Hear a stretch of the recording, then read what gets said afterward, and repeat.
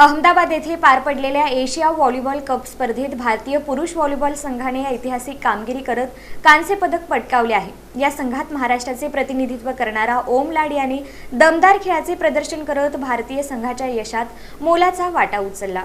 अहमदाबाद येथे झालेल्या Asia volleyball cup 2026 स्पर्धेत भारतीय संघाने तिसरा क्रमांक पटकावत कांस्य पदकाची कमाई केली आहे। या संघात महाराष्ट्रातील एकमेव खेळाडू म्हणून सोलापूरच्या ओम लाड याची निवड झाली होती। आपल्या उत्कृष्ट खेळाच्या जोरावर त्याने भारतीय संघाच्या यशात महत्त्वपूर्ण योगदान दिले। व्हॉलीबॉलच्या इतिहासात प्रथमच महाराष्ट्रातील एका खेळाडूने भारतीय संघातून खेळत संघाला एशिया व्हॉलीबॉल स्पर्धेत कांस्य पदक मिळवून देण्यात मोलाची भूमिका बजावल्याने ही कामगिरी ऐतिहासिक मानली जात आहे। ओम लाड सध्या इंडियन ओव्हरसीज बँक चेन्नई येथे कार्यरत असून अत्यंत कमी वयात भारतीय संघात स्थान मिळवण्याचा मान त्याने मिळवला आहे। त्याच्या मेहनतीचे आणि सातत्यपूर्ण कामगिरीचे हे मोठे यश असल्याची भावना उपस्थितांनी व्यक्त केली। या उल्लेखनीय यशाबद्दल व्हॉलीबॉल संघटना सोलापूर आणि प्रो स्पोर्ट्स फाउंडेशन सोलापूर यांच्या संयुक्त विद्यमाने ओम लाड याचा सत्कार करण्यात आला।